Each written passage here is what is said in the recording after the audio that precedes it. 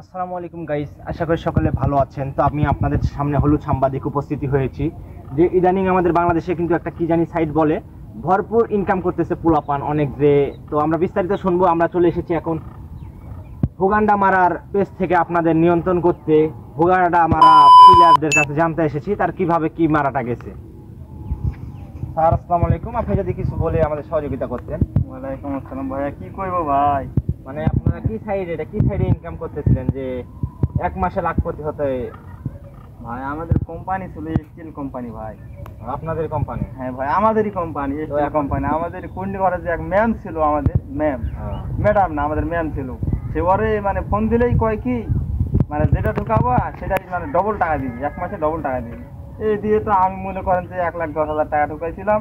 এখন এদের ঢুকাই, কালকে ঢুকাইছি, আজকে দেখি যে ওই অ্যাকাউন্ট মানে ওই আসছি না। এখন তো আমার মানে কি করবো ভাই, কারণ আমি তো ধরেন যে আমার বউ মনে কর আরেকজনকে বন্ধক দিয়ে টাকা ঢুকাইছিলাম। এখন কি করবো, আমি বউ কেমন করে সার্চ নিয়ে আসবো ভাই? এই নিয়ে এখন আমি কি করবো ভাই? এখন আমার কিছু করার নাই তাহলে ভাই। আমি আপনারা দেখছেন অনেক দুঃখের ব্যাপার।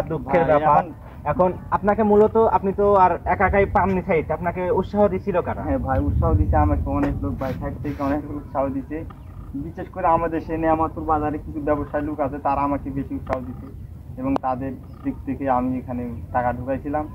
এবং তারা তো তাদের তো এখন কথা বলে তারা আমার কোনো রেসপন্স করে না। তারা বলে যে আমাদেরও একই অবস্থা, সবাই এখন মনে করেন যে একই হয়ে আছে। এখন কিছু করার নাই ভাই, এখন বললে বলে কিছু করার নাই।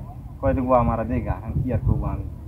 মানে এখন যদি কিছু কইতে পারি, যদি ভাই বিষ থাকে যে ইন্দুর মারা বিষ বা কোনো যদি বিষ থাকে থাকে আমাকে নিয়ে আসে, তো আমি খাই মরে যাই।